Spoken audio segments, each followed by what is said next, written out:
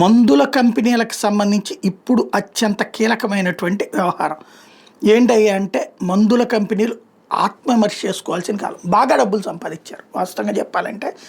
అమెరికాకి అమ్మడం ద్వారా అత్యధికంగా లాభపడిన వాళ్ళు మందుల కంపెనీలు. అందుకని మందుల కంపెనీల షేర్లు విపరీతంగా పెరుగుతూ వచ్చినాయి. ఆ ఇంపాక్ట్తో భారత్లో మాత్రం తక్కువకి ఇచ్చారా అంటే ఇవ్వలేదు. భారత్లో కూడా ఎక్కువ రేటే వసూలు చేశారు.